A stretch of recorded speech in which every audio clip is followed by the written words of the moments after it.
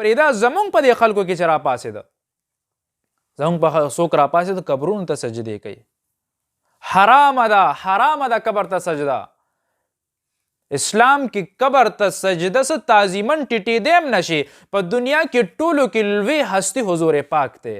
د یو پیغمبر قبر هم مخصوص چاته معلوم نه دی چې دا د دې پیغمبر قبر دی. د بعضې اوه اتو ځایونو کې د یو پیغمبر قبر چېرې پلاني پیغمبر قبر دلته دی هغې کې هم شک دی، هغه دلته دی هغې کې هم شک دی، دلته دی دې کې هم شک دی. واحد زمونږ جناب محمد رسول الله صلی الله علیه و وسلم قبر کې شک نشته چې دا د حضور پاک قبر دی مدینه منوره کې. هغې تم تعظیمن نشي ټیټېدی، هغې تم سجده نشي کولی. ټولو کې لویه هستي نو د عام قبرونو ته به څنګه ټیټ شي؟ زمونږ پښتانه خو الحمدلله ډېر ښه دي. دی کې بعضې د بهر طرف ته لاړ شي، دلته د پنجاب دې علاقو طرف ته هغه خلکو ایمانونه غرق دي. څوک به ورته دا وایي پیرانو ځان ته دومره راړولي دي، باطل پیرانو، چې یاره بس منځونه مه کوئ، روجې مه نیسئ، بس زه ستا سفارش کومه که نه. دې حده پورې خلک رسولی دي. او بعضې پیران خو ځان ته ولی اللهګان په خپله وایي چې یاره مونږ خو ولیان یو، مونږ له راځئ چې مونږ درته دعاګانې کوو. دا زمونږ ایمان دی. رب مونږ ته بیان کړي دي. د قرآن په معنی باندې وګوره چې ولی څوک دی. قرآن وایي ان ولی الذین آمنو، هغه دی چې کم ایمان راوړی دی. عقیده سمه ده، اوله خبره د عقیدې ده. ولی هغه سړی دی چې د کم سړي عقیده بالکل درسته ده. او مونږ څه کوو؟ که پلارې پیرم وي، زوی به جاهل وي، خو چې کله پلار مړ شي نو هغه زوی به یې روچت کو، په هغه مسند به یې کینو، هغه نه به بدکاره سړی بل نه وي. او مونږ به یې لاسونه ښکلو، خپې به یې ښکلو، تندی به یې ښکلو، اوه د پیر صاحب بچی دی. لږ عقل هم پکار دی. زمونږ خلک حقیقت درته وایم، ما صفا خبره درته کومه چې مونږ خلک د پیرانو، جعلي پیرانو، جعلي عاملانو غرق و تباه کو ګوره، عقیدې راله ختمې کې. ته وایي چې زه درله کوم، زه څه شی یم؟ ته به څه وکې؟ هېڅ هم نشي کولی. ښه تعویز د چولي کلو شرکي الفاظ پکې وي، لاړې غرق شوې. تعویز د داسې ولیکلو چې منترې دی پکې و، د شیطان نه دی مدد غواړ، لاړې غرق شو. چې ته وله ورغلې که خبرې وکړې خبر ولې ورځې وله غرق شوې. مونږ ته شریعت د هر څه طریقه ښولې ده. ګورئ دا یاد ساتئ، جادو اصل دی چې وشي، بعض وخت د دې سبب هم ظاهره شي په انسان باندې، د چا عقل کار پرېږدي، د چا وجود کار پرېږدي، چا باندې څه نور څه راشي. خو رب وایي دام زما د حکم نه بغیر ګورئ نه کېږي، چې زه غواړم په تا به دا اثر کوي. ګورئ د دې د ختمېدو څه اسباب دي چې شریعت مونږ ته ښیي. قرآن راته څه وایي، حدیث راته څه وایي.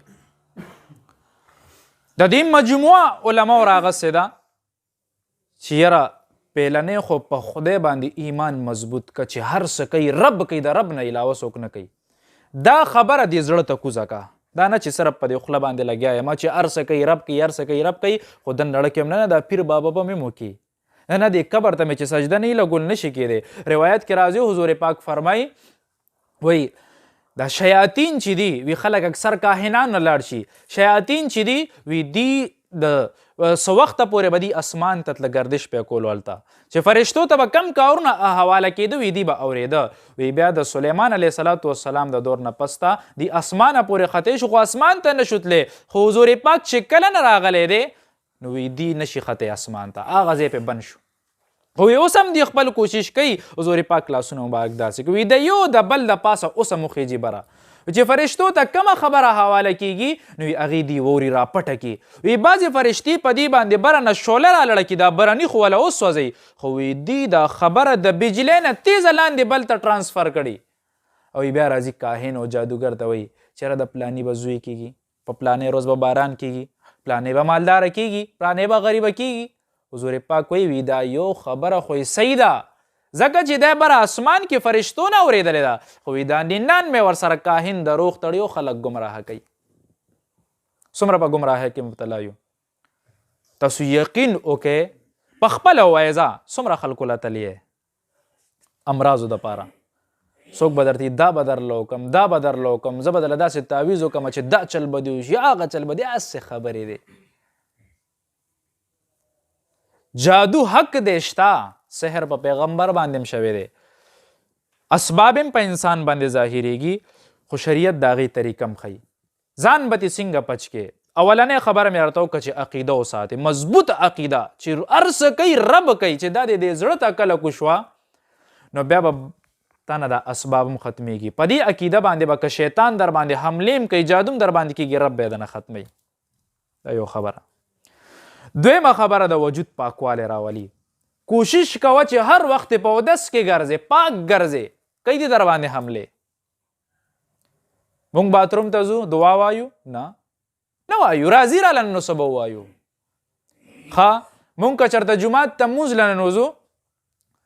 که ټلیفون راله راشي هلته کې به اقامت شروع وي زه وایم زما خبره اهم د جومات نه به روزم خبره به شروع کړم دا زمونږ ایمان دی وجود پاک ساته یو دا دوه خبرې شو دریم څه اسکار دي په قرآن مجید کې آیاتونه دي یو لزل درود شریف وایه یو لزل صورت فاتحه وایه یو لزل آیات کرسی وایه یو لزل علم نشرح لک صدرک دا صورت وایه صورت انشراح او یو لزل دا سلور قل وایه سحر او ماخام سلور قل او بیا یو لس پیره دی پسې درود شریف وایه په لاسونو چف کوئ چې څنګه داسې وکړي او په وجود یې راکاږه په بچو یې چف کوه سحر مهر به در باندې سم اثر نه کوي یو هفته داسې په ځان باندې ټرای وکړه که بیا هم در باندې اثر کوي نو بیا چېرته نیک ولی له لاړ شه چېرته عالم له لاړ شه جادوګر پسې مه ګرځه چېرته صحیح سړي له لاړ شه چې هغه د علاج وکړي صحیح عامل له لاړ شه مونږ خو د خرقو غرقو عقیدې هم خرابې شوې په دې یو څو ورځې دنیا به څو کې څو ورځې چند یو څو ورځې هم دي په دا هم ختمېږي یو سړی و دا بعضې خلک پکې ډېره غلوم کوي چې زما پیر ته ګورئ هر څه ښکاري الله توبه وکاږه نو هغه به ښځې ته وی چې یاره زما دې پیر ته هر څه ښکاري چې مونږ په دې کور کې څه کوو ورته ظالمه وي شرک کې او نوی زما پیر ډېر رسېدلی دی که رسېدلی که باطلي نو جهنم ته به رسېدلی او که نیک سړی نو الله ولی دی نو وایي ښځه ورته ښځه وي دا پیر دې راوله چې دعوت وله وکړم نو پیر یې راوسو چرګان یې مروړه وریجې یې مروړې ورته یې مریدان یې ورسره راوله پیر یې ښه ښایسته په اوچته ګدی باندې کېنولو ټولو ته وریجې کېښوي مریدانو ته او چرګان یې پې د پاسه کېښو او د چې کم پیر دی ده ته یې وریجې کېښوي خو دې کې چرګ نه ښکاري نو مریدان هم غوسه دي اوهو د پیر بې ادبي پیر هم غوسه دی چې ټولو ته یې چرګان کېښو زه هم داسې پرېښود دا سړی کور ته راغلی دی ښځې ته وي پیر به مېزي نه وي تا سره زه هغه غویمه وکړم چې چا کړي نه او ورته چل څه چل شوی دی وی ټولو ته دې چرګ ایښی دی زما پیر ته نشته او ورته یې ښه وی ته خو وی چې دا پیر مونږ چې کور کې څه کوو دې پیر ته ښکاري نو وی دې کې د هغې سویمه ده وی پیر ته وی دا یو دوه ګوتې پکې لږ ښکته که لاندې په وریجو کې پټ دی نو دا ته د وریجو لاندې چرګ نه ښکاري نو زه په کور کې څه کوم به درته څو ښکاري